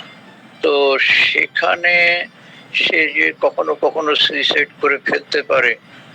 আবার সরিনামের কথা বলা হয়েছে, সরিনামের কথা বলা হয়েছে, হ্যাঁ হতে পারে, হয় না তা বলা যাবে না। যাই হোক, এগুলো ম্যাথমেটিক বিশ্লেষণ করলে আমরা ওষুধ খুঁজে পাই খানিকটা। এটা ঘটনা, মানে আমরা অনেক সময় স্ন্যাপশট প্রেসক্রিপশন যেমন করি, তেমনি ম্যাথমেটিক ব্যাকগ্রাউন্ড ধরে যদি আমরা কিছুটা ভাবি, চিন্তা ভাবনা করি, যখন যেটাই আমার কাজে আসে, সবসময় যে একইভাবে আমার কাছে সব ধরা পড়বে এমন নাও হতে পারে। তো আমরা যদি খুব পরিষ্কার পরিচ্ছন্ন কোনো সিমটম পেয়ে যাই, সেখানে মায়াজামের কথা হয়তো আমার মানে পুরোপুরি ভাবতে হলো না, কিন্তু মায়াজামের মধ্যে এসে গেল, সেটাও কিন্তু আমাদের ওষুধ নির্বাচনের ক্ষেত্রে অনেক সুফল দেবে, এবং আমরা অনেক কিছুই করতে পারবো। এই বলে উদ্দীপনাকে, আমার গ্রুপকে অনেক ধন্যবাদ, এবং আমার প্রিয় জাহাঙ্গীর মিষ্টভাষী, তাকে আরো ধন্যবাদ দিয়ে এখানে শেষ করলাম। নমস্কার, ভালো থাকবেন সবাই। স্যার আপনার কাছেও কৃতজ্ঞ এত সুন্দর যুক্ত করার জন্য। হ্যালো হ্যালো, হ্যাঁ স্যার বলুন। হ্যাঁ আমি আসলে তখন বুঝতে পারিনি, যাই হোক শোনা যাচ্ছে তো? হ্যালো, হ্যাঁ শোনা যাচ্ছে স্যার। হ্যাঁ শোনা যাচ্ছে। আসলে যেটা একাকী তো একাত্ম বোধ, এই যে বোধের জায়গা, সে তো মনে করছে একাকী। এটা একটা কমপ্লেক্স সাবজেক্টিভ ইমোশনাল স্টেট। এটা টোটালি সাবজেক্টিভ একটা ইমোশনাল স্টেট। তার অ্যাফেক্ট বলতে যেটা আমাদের ইমোশন বা আমাদের যে ফিলিংস। আর একটা কি থাকে আমাদের মনের যে অ্যাক্টিভিটিজে থাকে মোনেশন। মোনেশন বলতে যে মেন্টাল গ্রুপ অফ অ্যাক্টিভিটিস থাকবে, যেটার একটা পারপোজফুল অ্যাকশন হবে, এবং তার মধ্যে থাকবে ড্রাইভ, উইল, বেসিক ইনস্টিংক্ট ইত্যাদি। আর আছে কগনিশন, মেন্টাল প্রসেস, যেটা আমাদের পারসেপশন, আমাদের মেমোরি, আমাদের রিজনিং, যেগুলো আমরা যা ফিল করি তার মধ্যে থাকবে রিজনিং, তার পারসেপশন থাকবে, তার মধ্যে থাকবে কোনো প্রবলেম এলে সলভ করার ব্যাপারটা থাকবে। এই সব কিছু মিলে এই যে অ্যাফেক্ট, কগনিশন অ্যান্ড কোনেশনের এই যে একটা সুন্দর মেলবন্ধনে একটা সুস্থতা। তো এখানে তার একাকিত্ব ফিলিংস হচ্ছে, কমপ্লেক্স ফিলিংস। কি হচ্ছে, সে ভাবছে সে একা, সে যেন সবার থেকে আলাদা হয়ে গেছে, আইসোলেশন ফিলিং হচ্ছে। তো তার মানে কি, হয়তো প্র্যাকটিক্যাল মাইন্ড কি করবে, সেই জায়গাটা থেকে সে বের করে নিয়ে সেটাকে সার্ভাইভ করবে। কিন্তু যখন তার কগনিটিভ প্রসেসে একটা ডিস্টরশন হবে, তখন কিন্তু এটা হবে না। তাহলে আমরা বলতে পারি যে কগনিটিভ ডিস্টরশন হয়েছে, নিজের সম্বন্ধে নেগেটিভ ভাবছে, কোনো কিছু তার ইচ্ছা চরিতার্থ করার ক্ষেত্রে সে নিজেকে অযোগ্য ভাবছে। এই সব কিছু নিয়েই কিন্তু গড়ে ওঠে। আর সেক্সের কথাটা বারবার উঠে এসছে। ফ্রয়েডের যে সাইকোলজির যে বেস, সেখানে কিন্তু একটা সেক্সের ব্যাপার আছে। সেটা সেক্স বলতে কিন্তু অনেক ব্যাপক অর্থে ব্যবহার করা হয়েছে। এনি টাইপ অফ প্লেজার, আমরা যে খাচ্ছি চিবিয়ে চিবিয়ে বেশ এনজয় করে, সেটাও কিন্তু এর মধ্যে ফেলা হয়েছে। তো ফলে ওটা দিয়ে ব্যাখ্যা করা যায়, এবং স্যার করেছেন। তো যেটা বলার কথা যে এই একাকিত্ব, এটা কিন্তু যেন সেই ডিপ্রেশনের একটা পার্ট, যার জন্য একাকিত্ব বলতে গিয়ে ওই সুইসাইডের কথাটা এসে গেল। তো যেটা দেখা যায় যে এখানে লোনলিনেসে আরেকটা কথা বলি, এটা অনেক সোসাইটির ও এর মানে সোশ্যাল একটা ব্যাপারের মধ্যে থাকে। আইসোলেশন, সোসাইটি থেকে সে আইসোলেট হয়ে যাচ্ছে। আজকে যখন সে চাকরি করতো, তার কিন্তু একটা জগৎ ছিল। রিটায়ারমেন্টের পরে সেই জগৎ থেকে সে চলে এসছে, এসে এবারে সে 24 ঘন্টা তার বাড়িতে আছে। তাহলে তার একটা অন্য স্টেটে তার অ্যাডজাস্টমেন্ট করে নিতে হচ্ছে। তার কগনিটিভ প্রসেস যদি এই জায়গায় ঠিক মতো না কাজ করে, তাহলে সে তো একা হবে, সে ফিল করবে একা। এর মধ্যে এর একটা আন্ডারলাইন ফিলিংস থাকে, একা শুধু না, ভাবছে ওরা আমাকে উপেক্ষা করছে।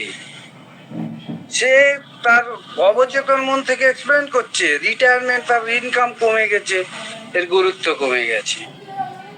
বা আমি চেয়ারে গিয়ে আমি যে লেভেলের ছিলাম, সেই লেভেলের আমার যে অহংসত্ত্বাকে বারবার প্রকাশ করেছি, অন্যের উপরে প্রয়োগ করেছি, আজকে সেটা আহত হচ্ছে, কারণ ওরা আমাকে উপেক্ষা করছে, তাই আমি একাকী।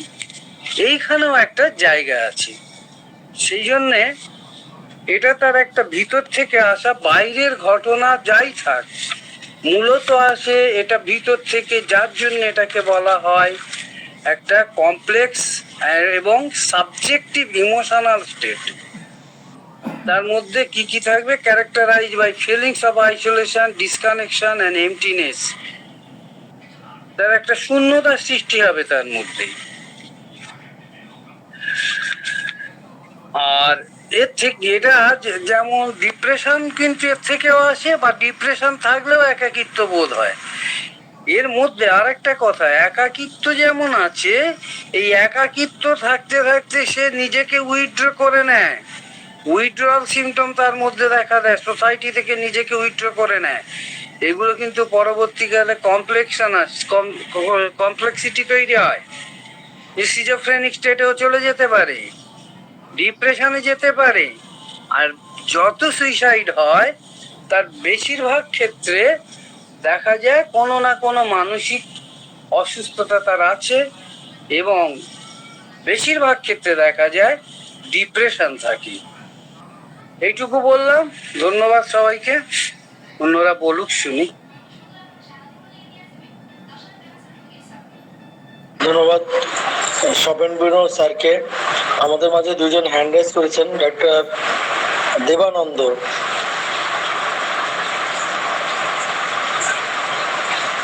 ডক্টর দেবানন্দ, আপনার যদি কোনো প্রশ্ন থাকে তাহলে প্রশ্নটি করুন স্যারকে। ডক্টর দেবানন্দ।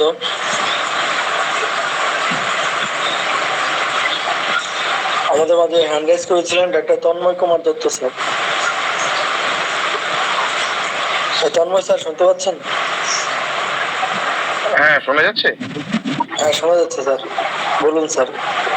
আচ্ছা, প্রথমে খুব সংক্ষিপ্ত একটা কথা বলে তারপর আমি প্রশ্নে যাচ্ছি। আমাদের গিরিধর স্যার বললেন একাকিত্ব প্রসঙ্গে সুসাইডের দিকে যেতেও পারে বা নাও পারে।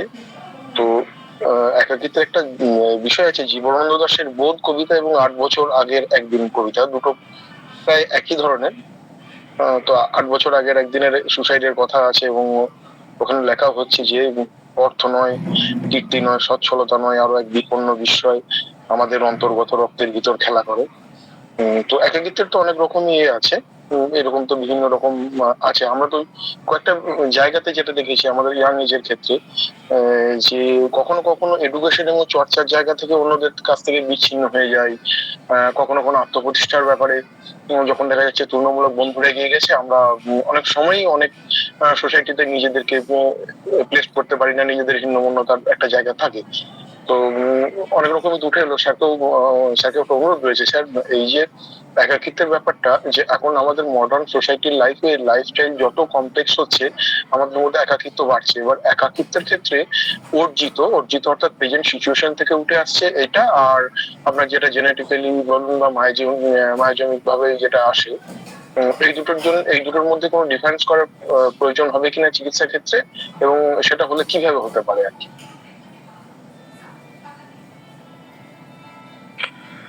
স্যার, আপনার প্রশ্নটি আসলে আমি অতটা ক্লিয়ার না।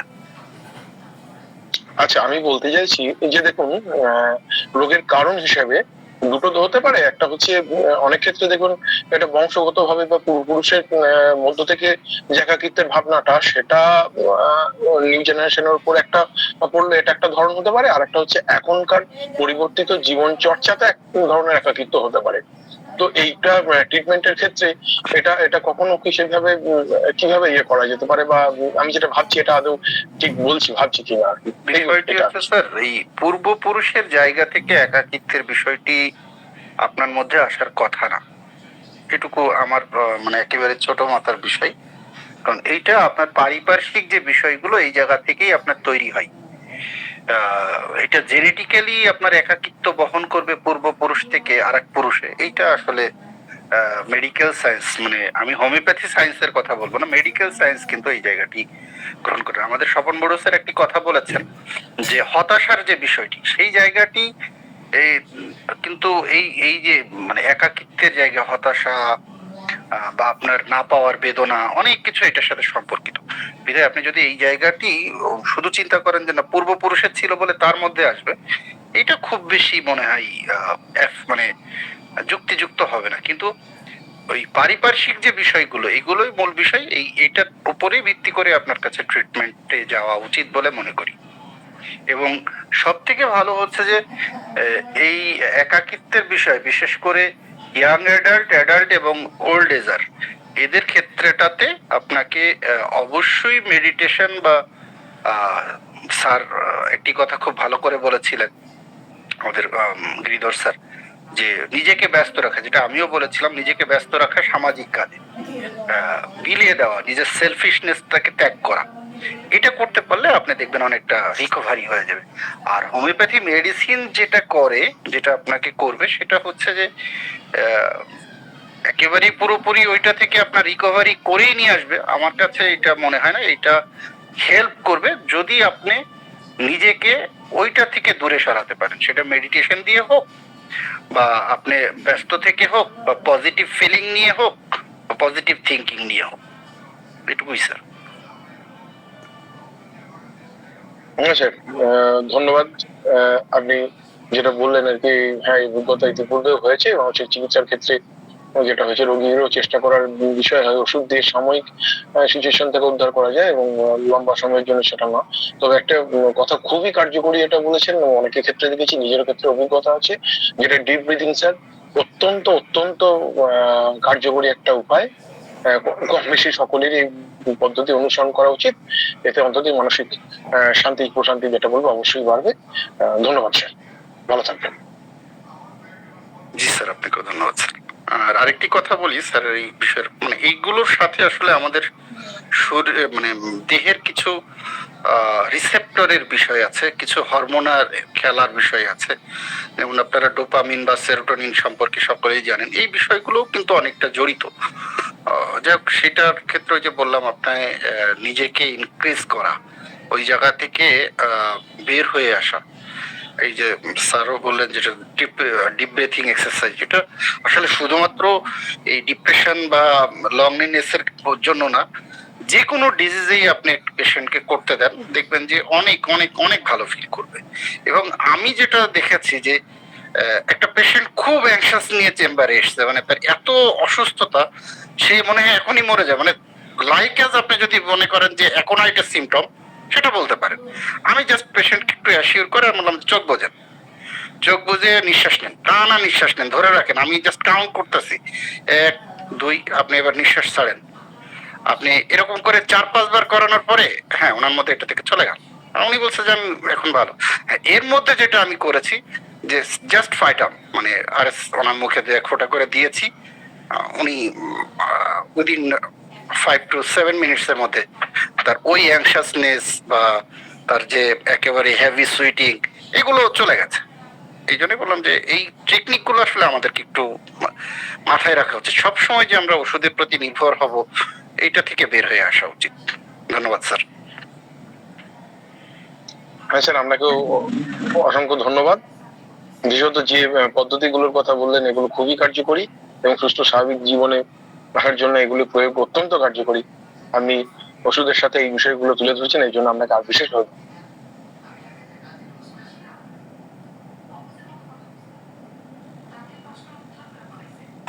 ধন্যবাদ তন্ময় স্যারকে তার প্রশ্নের জন্য। আমরা সর্বশেষ পার্থপ্রদীপ স্যারকে কিছু বলার জন্য অনুরোধ জানাচ্ছি আজকের বিষয়ের উপর। আশা করি পার্থপ্রদীপ স্যারকে ধন্যবাদ।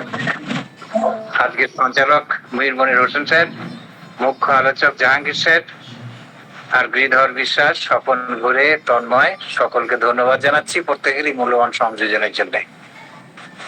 আসলে বিষয় হচ্ছে কজ অ্যান্ড ডিফেক্ট।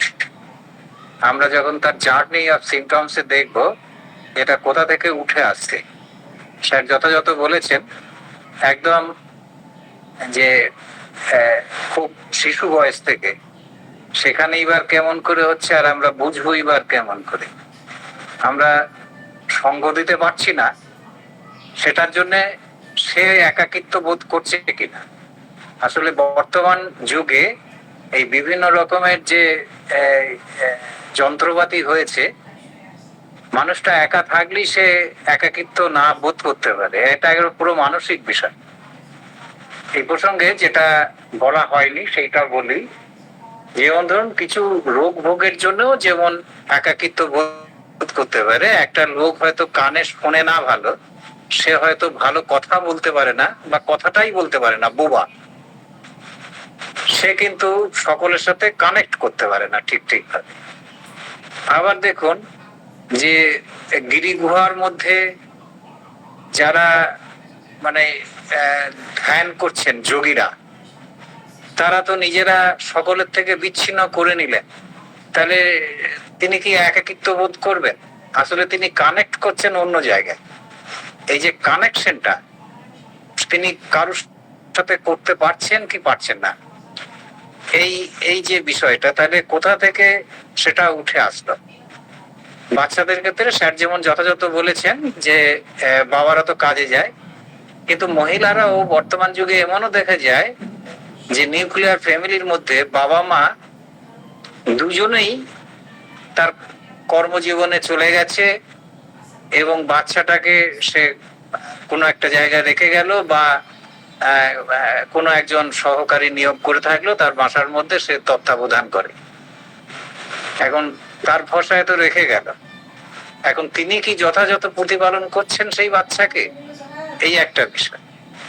আবার অনেক সময় দেখি বাবা মা উভয়ই তার বাচ্চাকে এই বর্তমান যুগের যে একটা রেট রেসের যে একটা সময় রয়েছে, সকলেই সকল বিষয়ে তাকে পারদর্শী হতে হবে, এই জন্য প্রতিনিয়ত বাচ্চার উপর একটা মানসিক টর্চার হয় এবং সেই জায়গায় সে কিন্তু একটা ডিপ্রেশনের জায়গায় চলে যায়। তার ফ্যামিলিতে তার বাবা মার সঙ্গে বা আর কারোর সাথে সে কিন্তু কানেক্ট করে না, সে কিন্তু নিজেকে গুটিয়ে নেয়।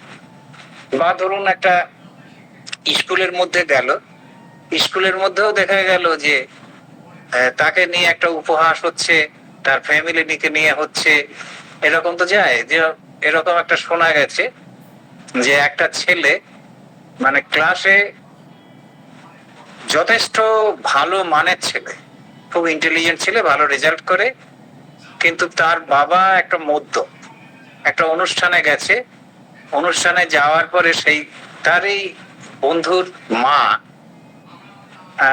তার সাথে দেখা হয়েছে সে অনুষ্ঠানেতে, এবং সেখানে বলছে তুই তো খুব ভালো রেজাল্ট করিস, ভালো পড়াশোনাতে, কিন্তু তোর বাবাটা এইরকম বেহেড হয়ে থাকে। এইরকম যে কথাটা সে শুনলো, তারপরে সে কিন্তু ক্রমশ নিজেকে গুটিয়ে নিল, সে ক্লাসে রেজাল্টও খারাপ। এইখানে যে সেই ডিপ্রেশনের জায়গায় চলে গেল, তার মানে সে একটা অনুষ্ঠানে যখন গেল এবং তার বাবাকে যে অসম্মান করা হলো, সেই নিয়ে যে কথাটা শোনানো হলো, সেইখান থেকে সে কিন্তু নিজেকে সকলের থেকে গুটিয়ে নিল এবং সে একাকিত্ব বোধ করল। যেমন একটা আমরা দেখি যে শুধু এক চোরে একটাকে মেরে ফেললো আর তিনটে গুলি খেয়ে দিব্যি বেঁচে ফিরে আসলো, মানে কে কতটা সহ্য করতে পারে? হ্যাঁ, অবশ্যই একটা মায়াজমেটিক দিকে গিরিধর বিশ্বাস স্যার এটা উস্কে দিয়েছেন, তন্ময় খানিকটা বলেছে, ফ্যামিলি হিস্ট্রি বলতে গিয়ে আর কি। তা একটা মায়াজমেটিক ব্যাখ্যা তো আমরা দিতেই পারি। যেমন কথা উঠেছে অরাম মেটালিকাম, সরি নামের কথা, পালস টিলার কথা, এই সমস্ত কথা। এখন এখানে যদি আমরা মায়াজমেটিক অ্যানালিসিস করতে যাই, এখন অরাম মেটালিকাম হচ্ছে একটা সিম্পিলিটিক প্রধান মেডিসিন, যদিও প্রত্যেকটা ওষুধের মধ্যেই তিনটে মায়াজমই থাকে, তবে ডমিনেন্সিটাকে হিসেবে আমরা ওই রকম ভাবে বলে থাকি আর কি। অরাম মেটালিকামে কি হয়, সে যে ফেলিওর তা নয়, কিন্তু সে মনে করছে তার যতটা করা উচিত ছিল সে ততটা পারেনি। আশেপাশের লোক সকলে দেখছে, তার পাড়া প্রতিবেশী, আত্মীয় স্বজন সকলেই দেখছে সে কিন্তু খুব একটা সাকসেসফুল লাইফ, সে বিজনেসে খুব সাকসেস করেছে, সে যেটা করে খুব ভালোভাবেই করছে, কিন্তু সে নিজেকে মনে করছে সে যেন সেই উচ্চতায় উঠতে পারছে না। এই নিয়ে সে নিজেকে ভাবছে সে বোধহয় ফেলিওর, সে সাকসেস পাচ্ছে না। এই জন্যে সে নিজে নিজে কিন্তু একাকিত্ব বোধ করতে শুরু করলো এবং সেইটা আলটিমেটলি একটা সুইসাইডাল জায়গা পর্যন্ত চলে যায়। এবং এই একাকিত্ব জায়গা থেকে এই একটা কিন্তু ভয়ঙ্কর একটা বিষয় থাকে। তাহলে আমরা দেখলাম ছেলেবেলায় যে মানে আমার দেখা আর কি, আমার মেয়ে ওই ঢাকুরিয়া বিনোদিনী গার্লস স্কুলে পড়তো, তা মেয়েকে আমি আনতে যেতাম, ছুটির পরে নিয়ে আসতাম। তা একবার গেছি, তা ওদের যে পরীক্ষা হয়েছে, পরীক্ষায় একটি মেয়ে ভালো রেজাল্ট করেনি। এখন তার মা ওর পিছনে পিছনে আর কি আমি আমার মেয়েকে নিয়ে আসছি।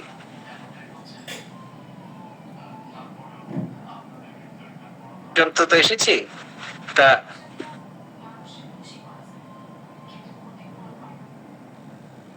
এইভাবে তো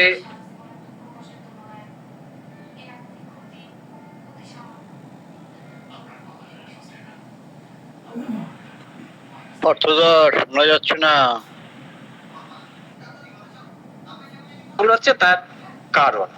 এখন এই জায়গায় আমাদের যেমন আমরা এই কজ অ্যান্ড ডিফেক্টের জায়গায় যে সে কি সিমটোম্যাটোলজি নিয়ে আসছে সেইটা একটা বিষয়, আর কজের জায়গায় ওইটা, তা আমরা অবশ্যই কারণটাকে তো দূরীভূত করব। শোনা যাচ্ছে না? হ্যালো, এখন কি শোনা যায় না যায় না? না, ওই কারণটা আপনার মেয়েকে পিছন পিছন নিয়ে আসছেন, ওই জায়গা থেকে একটু বলেন। আচ্ছা আচ্ছা, ওই যে তাহলে একটা যে প্রতিনিয়ত তাকে যে ওই হেনস্থা করছে, যেটা শুনতে আমারও খুব খারাপ লাগছে, তাহলে সেই মেয়েটির কি অবস্থা? একটা একেবারে বাচ্চা নয়, খানিকটা তো বড় হয়েছে, স্কুলে পড়ছে, মানে 6, 7, 8 পড়ছে। তাহলে সেই মেয়েটা তো নিজেকে বিচ্ছিন্ন করে নিতেই পারে, তাই না? তা পরবর্তীকালে সে তো আরো বেশি খারাপ হয়ে যেতে পারে। তাহলে এই যে বাবা মায়ের উচ্চ আকাঙ্ক্ষা তার ছেলে মেয়েদেরকে নিয়ে, এবং তাদের অজান্তেই এটা ঘটিয়ে ফেলছে। এখন যেটা কথা হচ্ছে যে কে কতটা সহ্য করতে পারে বা সে ওভারকাম করতে পারে। এই যে সহ্য করতে পারা বা ওভারকাম করার ব্যাপার, এই জায়গাটা কিন্তু ওই আমাদের মায়াজমের হোমিওপ্যাথির একটা খেলা থাকে। এখন যদি কারণটাকে আমরা পাই, তাহলে এই ইফেক্টটাকে ওইটাকে কিছু নাও মনে করতে পারে। আবার কেউ একটু সামান্য যে তাকে বকাঝকা করা হলো, সেই ক্ষেত্রেই কিন্তু সে একটা ডিপ্রেশন মোডে চলে যেতে পারে। তাহলে এই যে বিষয়, তাহলে কে কতটা সহ্য করতে পারে, হ্যাঁ, এই যে বিষয়টাই আমি বললাম। আর অরামেটালিকামের যেটা বললাম, একটা সিফিলিটিক ডমিনেন্ট মেডিসিন, তো এখানে যেটা দেখা যায় যে সে কিন্তু জীবনের সে যা কিছু করে, সে ব্যবসা করুক আর যাই করুক, সবকিছুতেই সে কিন্তু খুব সাকসেসফুলি করছে। অন্তত আশেপাশের সকলেই তাই দেখছে, তার সোসাইটি দেখছে, তার ফ্যামিলির লোকেরা দেখছে, কিন্তু সে নিজে স্যাটিসফাই না। সে যে নিজে স্যাটিসফাই না, সে যতটা করার দরকার ছিল ততটা সে করতে পারে নাই, এইটা ওরা মেটালিকামের পেশেন্ট মনে করে। এবং এইভাবে সে নিজেকে বলে সে বোধহয় ওই জায়গাটা পৌঁছাতে পারলো না, মানে যথেষ্ট পরিমাণে সেইটা কোনো, হয়তো সে ক্লাসে ফার্স্ট হয় কিন্তু সে স্কোরটাকে ওই লেভেলে করতে পারেনি, আরো তার ভালো করা দরকার ছিল। অঙ্কে 100 জায়গায় সে 98 কেন পেলো? হয়তো দেখা যাচ্ছে যে তারপরে যে সেকেন্ড হয় সে হয়তো 80 পেয়েছে, সে হয়তো 98 পেয়েছে, তাহলে তার 2 নম্বর কেন কাটা গেল? তাহলে সে ফেল করেছে, সে অন্তত সেই জায়গাটা রিচ করতে পারেনি। এই যে বিষয়টা, এইগুলো একটা ম্যাথমেটিক অ্যাঙ্গেলে আমরা এগুলো বিশ্লেষণ করতে পারি। আর শরীরাম পেশেন্ট সে যেন আমি করতে পারি নাই, কাজটা করতে পারছি না, এইরকম তার একটা বোধ। এই বোধের জায়গাগুলো আমাদের ওষুধ যখন আমরা যাব, যে একটা অ্যাডাপ্টেশন বা রিঅ্যাকশনের জায়গা, কিভাবে সে রিঅ্যাক্ট করছে, সেই জায়গাটাকে যখন ধরবো জার্নি অফ পেশেন্টের। আর ধরুন যে কজ অ্যান্ড ডিফেক্ট, যখনই আমরা প্রতিটি জায়গায় কিন্তু দেখবো কজ অ্যান্ড ডিফেক্ট, তা কজের জায়গাটা আমাদের ফার্স্টই দূরীভূত করতে হবে। কোথা থেকে তার এই ঘটনাটা ঘটছে, সেই জায়গাটা আমরা কিভাবে করতে পারি। এটা শুধুমাত্র পেশেন্টকে কাউন্সিল করলেই সবসময় যে হয় তা নয়, এই কাউন্সিলিংটা ফ্যামিলি কাউন্সিলিং এর কিন্তু বড্ড দরকার। আবার কখনো কখনো দেখা যায় যে পাড়া প্রতিবেশীর কাছ থেকে একটা হেনস্থার শিকার হলো, একটা সম্মানীয় ব্যক্তিকে, একজন প্রফেসরকে যদি রাস্তাঘাটে একটা মধুমাতাল অপমান করে ফেললো, সেইটা থেকেও তার একটা কিন্তু মন খারাপ হলো। অনেক সময় দেখা গেল সে হয়তো ফ্ল্যাট বা বাড়িটারি বিক্রি করে সেখান থেকে চলে গেল। আর যদি থাকে, সে কিন্তু সকলের কাছ থেকে নিজেকে বিচ্ছিন্ন করে নিচ্ছে। তাহলে এই যে ইন্ডিগনেশন, মর্টিফিকেশন, সমস্ত জায়গা থেকে এই জায়গাগুলো আসতে পারে। বাচ্চাদের ক্ষেত্রে তার সাথে মেলামেশা করা, বড়দের ক্ষেত্রেও তাই। গৃহধর বিশ্বাস যথাযথ বলেছেন, স্বপনও বলেছে যে যখন রিটায়ারমেন্টের পরেতে এখন তো আমরা দেখি যে বিভিন্ন এনজিও করছে, এটা আমাদের জাহাঙ্গীর স্যারও বলেছেন যে সামাজিক বিভিন্ন কাজের মধ্যে নিজেকে জড়িত রাখা, বা এই বুড়োরা সকলে মিলে একটা একসাথে হলো, একটা ক্লাব ফর্ম করলো বা একটা জায়গায় আড্ডা মারার ব্যবস্থা করলো, একসাথে পিকনিক করছে, হই হুল্লোড় করছে, বা কোনো কাজের মধ্যে নিজেদের ইনভলভমেন্ট করছে।